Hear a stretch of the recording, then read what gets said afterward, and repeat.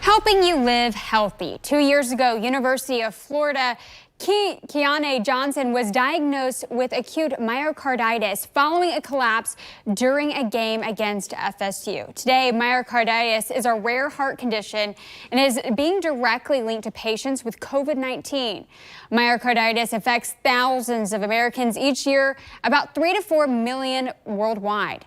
And Dr. Jean-Paul Pham is an interventional cardiologist with Memorial Hospital. He joins us now. Thank you so much for joining us this morning. Good morning, Corley. Thank you for having me on. Can you tell us why this condition is so rare? I mean, obviously, we do see this, but how do people get it? Can you just talk about how this happens? Yes. With the upcoming Winter Olympics in Beijing, there is, again, growing interest in myocarditis, not only in athletes, but also as a general public health concern. Myocarditis is defined as inflammation of the heart muscle. It is almost always, and I want to emphasize, almost always caused by a viral infection. It can also be caused by infections from bacteria, parasites. It can also be caused by exposure to certain toxins or drugs, as well as certain autoimmune conditions such as lupus. It is indeed a very rare cardiac condition, with reports stating that incidences ranging between 0.01% to 1%. What's been making it difficult to figure out the true incidence is because of lack of agreement in diagnostic criteria, as well as failure to diagnose subclinical conditions. What are some of the symptoms of myocarditis? A lot of the symptoms are very nonspecific, Corley, and they can appear and mimic like those of a heart attack. And those include chest pain, shortness of breath, fatigue, palpitations, sweating, and passing out.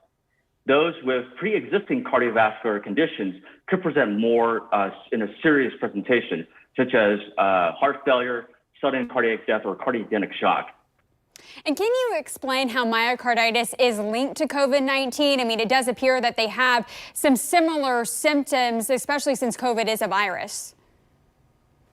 Yes, so as you stated, Corley, COVID-19 is caused by coronavirus, which is a virus. And as with any other common viruses that can cause myocarditis, it can also cause myocarditis as well. And the mechanism is very similar to how the other viruses cause myocarditis. And that includes direct myocardial injury, followed by an immune response that causes further injury.